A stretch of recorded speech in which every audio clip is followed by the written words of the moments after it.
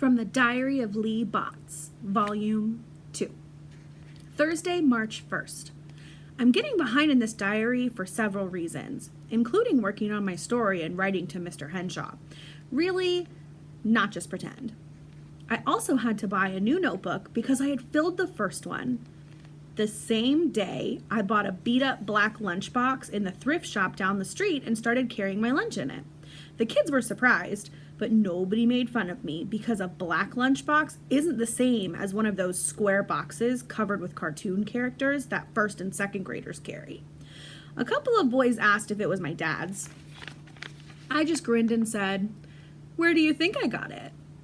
The next day, my little slices of salami rolled around cream cheese were gone, but I expected that.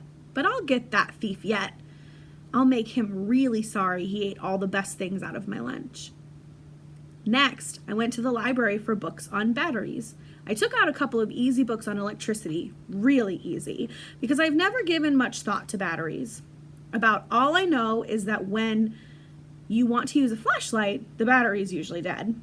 I finally gave up on my story about the 10-foot wax man, which was really pretty dumb. I thought I would write a poem about butterflies for young writers because a poem can be short, but it is hard to think about butterflies and burglar alarms at the same time, so I studied electricity books instead. The books didn't have directions for an alarm in a lunchbox, but I learned enough about batteries and switches and insulated wires, so I think I can figure it out myself. Friday, March 2nd. Back to the poem tonight. The only rhyme I can think of for butterfly is flutterby. I can think up rhymes like trees and breeze, which are pretty boring, and then I think of wheeze and sneeze. A poem about butterflies wheezing and sneezing seems silly, and anyway, a couple of girls are already writing poems about monarch butterflies that flutter by. Sometimes I start a letter to Dad thanking him for the $20, but I can't finish that either. I don't know why. Saturday, March 3rd. Today I took my lunchbox and Dad's $20 to the hardware store and looked around.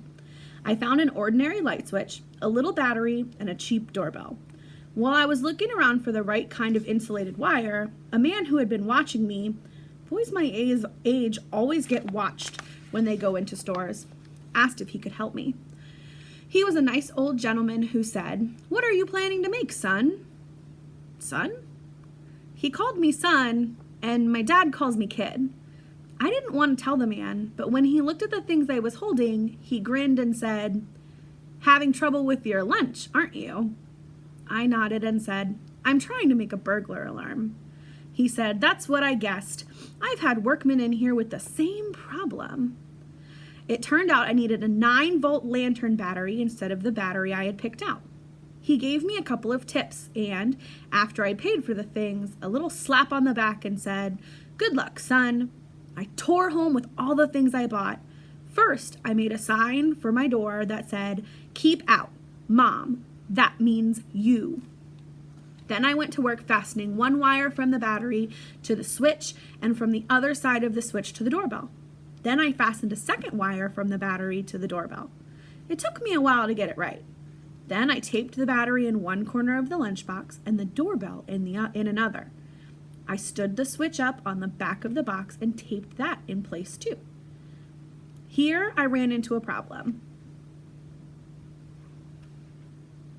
I thought I could take the wire clamp meant to hold a thermos bottle inside the lunchbox lid and hook it under the switch if I reached in carefully as I closed the box. The clamp wasn't quite long enough. After some thinking and experimenting, I twisted a wire loop into it. Then I closed the box just enough so I could get my hand inside and push the wire loop over the button on the switch before I took my hand out and closed the box. Then I opened the box. My burglar alarm worked! That bell inside the box went off with a terrible racket that brought Mom to my door. "Lee, what on earth is going on in there?" she shouted above the alarm. I let her in and gave her a demonstration of my burglar alarm. She laughed and said it was a great invention.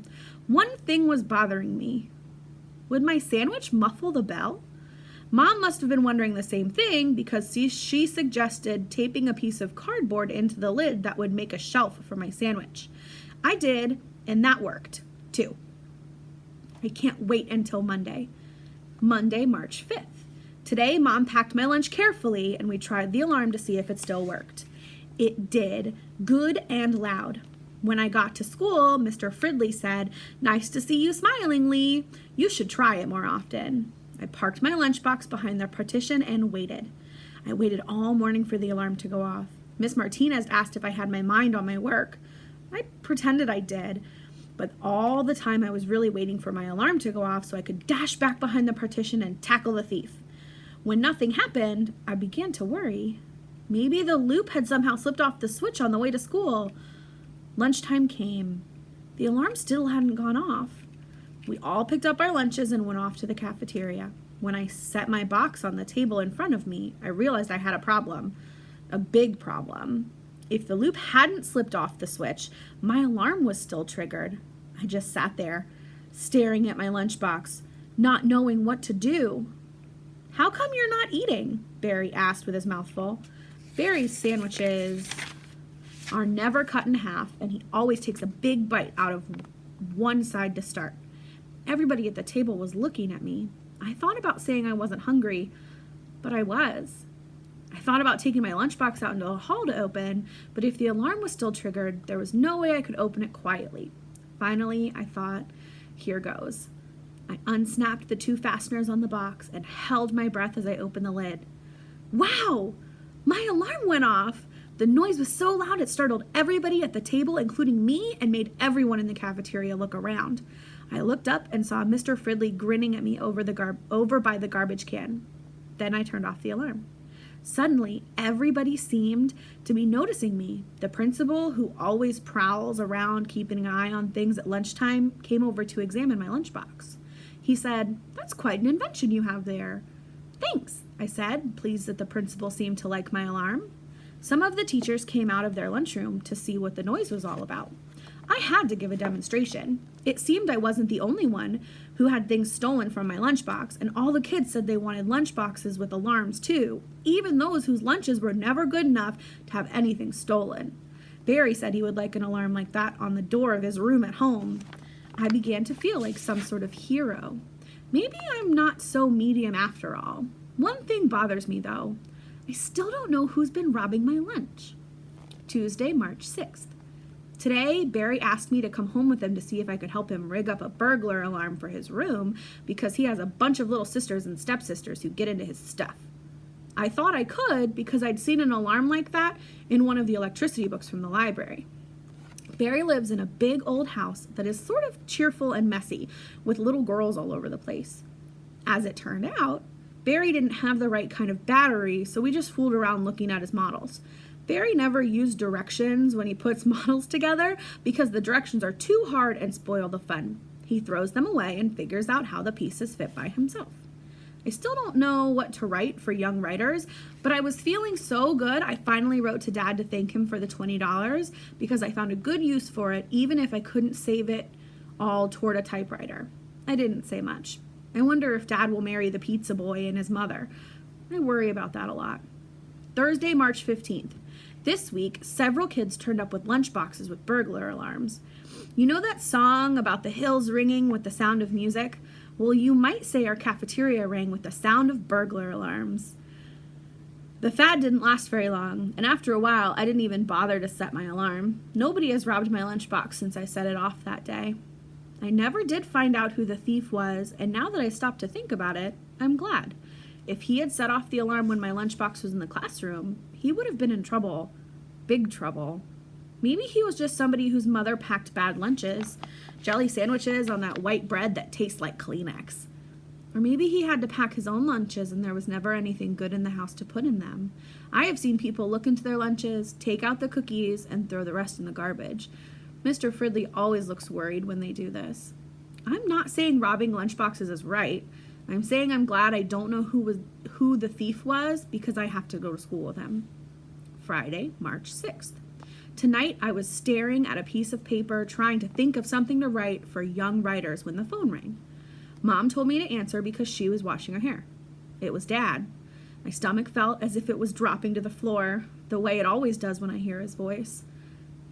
"How are you doing, kid?" he asked. "Fine," I said, thinking of the success of my burglar alarm. "Great." "I got your letter," he said. "That's good," I said. His call took me so by surprise that I could feel my heart pounding, and I couldn't think of anything to say until I asked, "Have you found another dog to take Bandit's place?" I think what I really meant was, "Have you found another boy to take my place?"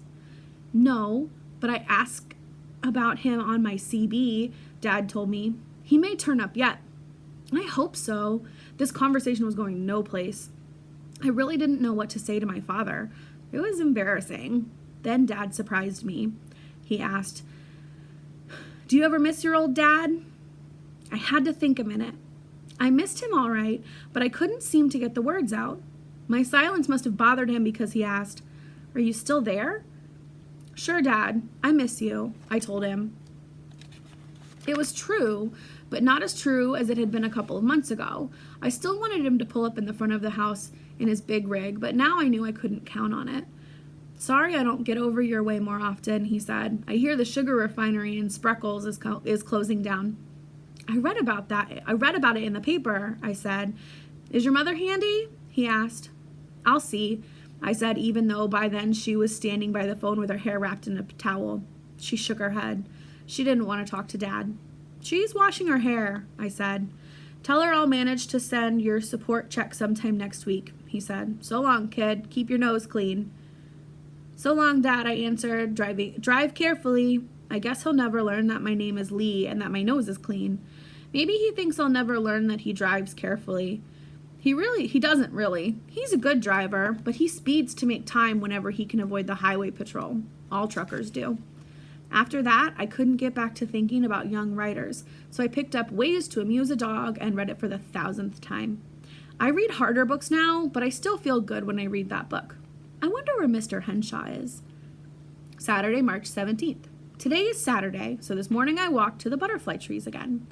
The grove was quiet and peaceful, and because the sun was shining, I stood there a long time, looking at the orange butterflies floating through the gray and green leaves and listening to the sound of the ocean on the rocks. There aren't as many butterflies now. Maybe they are starting to go north for the summer. I thought I might write about them in prose instead of poetry, but on the way home I got to thinking about Dad and one time when he took me along when he was hauling grapes to a winery and what a great day it had been. Tuesday, March 20th. Yesterday, Miss Neely, the librarian, asked if I had written anything for the Young Writer's Yearbook because all writing had to be turned in by tomorrow. When I told her I hadn't, she said I still had 24 hours and why didn't I get busy? So I did, because I really would like to meet a famous author. My story about the 10-foot wax man went into the wastebasket. Next, I tried to start a story called The Great Lunchbox Mystery. But I couldn't seem to turn my lunchbox experience into a story because I don't know who the thieves were, and I don't want to know. Finally, I dashed off a description of the time I rode with my father when he was trucking that load of grapes down Highway 152 through Pacheco Pass to a winery. I put in things like the signs that said steep grade, trucks use low gear, and how Dad downshifted and how skillful he was at handling a long, heavy load on the curves.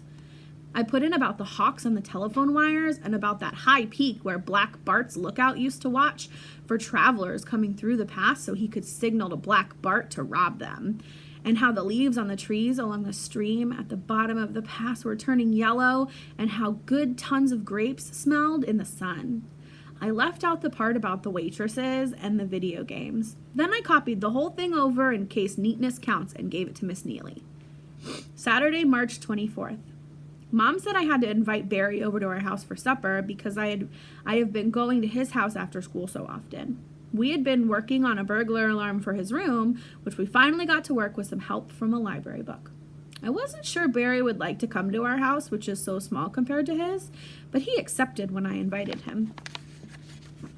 Mom cooked a casserole full of good things like ground beef, chilies, tortillas, tomatoes, and cheese.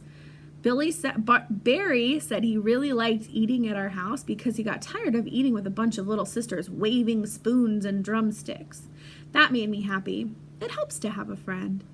Barry says his burglar alarm still works. The trouble is, his little sisters think it's fun to open his door to set it off.